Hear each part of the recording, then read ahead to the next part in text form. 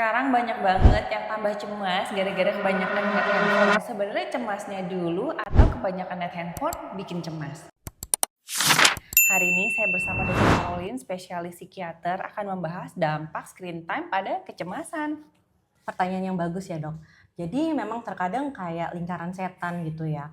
Jadi dia punya kebiasaan sebelum tidur ngelihat HP, itu kan bikin kita jadi dalam tanda petik aktif ya secara otak kita gitu kan. Screen bikin kita juga jadinya lebih aktif karena itu merangsang otak kita juga.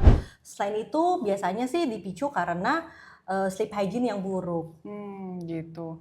Jadi sebenarnya sleep hygiene itu apa sih, Dok? Jadi sleep hygiene itu adalah kebiasaan sebelum tidur yang baik. Seperti sebenarnya tidur itu bukan sesuatu hal yang kita bisa atur. Kalau secara fisik itu kita sehat, nggak ada sakit apapun, dan secara misalnya pikiran kita juga tenang, kita lagi nggak emosi, itu akan tidur dengan sendirinya. Tapi kenapa sekarang banyak orang scrolling-scrolling akhirnya dia jadi cemas, belum lagi lihat berita yang aneh-aneh. Nah, itu dia. Saat kita scrolling, kita dapat stimulus baru kita proses di otak kita. Selanjutnya itu membuat kita tadi misalnya merasa cemas karena mungkin beritanya kurang baik, atau kita membandingkan diri kita dengan orang lain, membuat kita semakin kayak, duh kenapa hidupku gini banget nih. Jadi dia overthinking, dan itu yang membuat perasaan gak nyaman.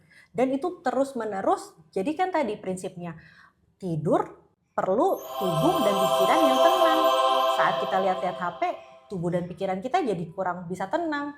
Nah, makanya banyak pasien di klinik aku yang datang pada waktu praktek, mereka datang dengan kecemasan gara-gara sebenarnya waktu tidur dan kesempatan tidur yang kurang.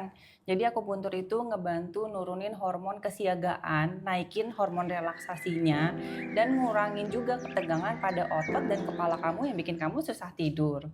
Iya, jadi bagus tuh. Jadi kita bisa kolaborasi nih sama-sama supaya bisa lebih komprehensif. Jadi sleep hygiene-nya diperbaiki, perilakunya dari dia bisa lebih rileks juga saat mau tidur. Dan Dokter Feli juga bisa membantu juga untuk tadi ya lebih rileks.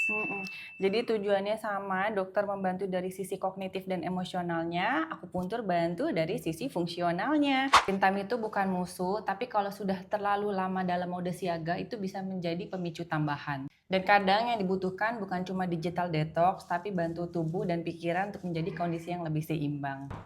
Dua sudut, satu tujuan, lebih sadar, tenang, dan terkendali.